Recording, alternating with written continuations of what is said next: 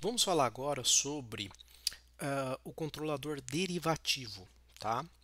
O controlador derivativo, a ação dele é corrigir o erro, porém ele verifica a taxa de variação do erro. Então ele tenta prever o futuro do erro, tá? Então, nessa primeira análise, nós vamos verificar como se comporta o termo derivativo em malha aberta, tá? Então, aqui ó, já retirei a realimentação, tá? Aqui nós vamos utilizar sinais de stairs, né? Esses sinais de stairs são como se fosse degraus, tá? Em função do tempo. Vou dar um OK aqui, tá?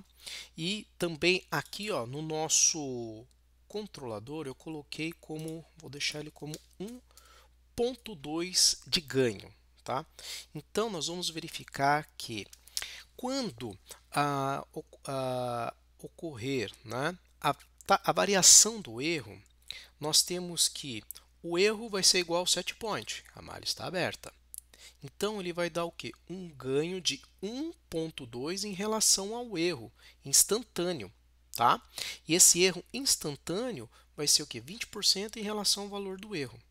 Um detalhe importante, né? Por que esse valor ele é instantâneo? Ele dá um pico e depois ele volta para zero. Porque a taxa de variação do erro, num instante muito pequeno, ele tende o quê? Ao infinito.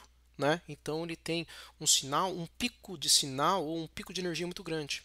Então, se a nossa taxa de variação do erro é em torno de 2, por exemplo, né, num instante muito pequeno, porque o tempo que tem a variação do tempo, né, como nós vimos já na teoria, é praticamente zero ou um tempo muito, mas muito pequeno.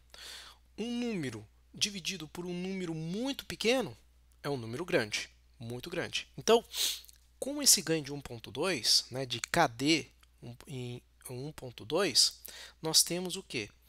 20% em relação ao set point, tá bom? Então, o nosso sistema vai limitar em relação ao ganho do KD. Um detalhe importante é o que? Quando a gente fala de TD aqui, que é o tempo derivativo, TD vai ser o que? 1.2 segundos, que é o tempo que ele leva o que? Para o sinal dar o pico e depois ele volta a zero, tá bom? Então, KD é o ganho infinitesimal que ele vai ter, né? Porque a taxa de variação do erro em relação ao tempo, né? O tempo é muito pequeno, então qualquer número dividido por um número mais muito pequeno vai dar o quê? Um número muito grande.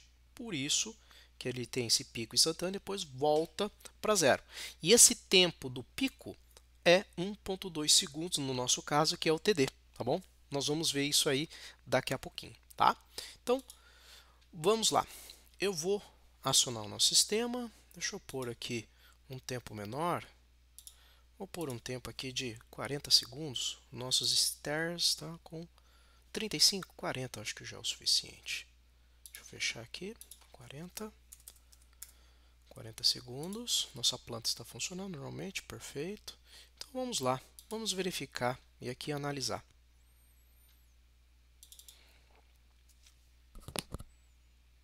Então vamos ver aqui.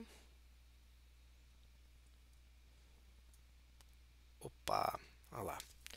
Já foi, né? A PV não acontece nada? Não, não acontece nada. Até porque esse valor aqui, o ganho não se mantém. Então, devido ao ganho não se manter, né?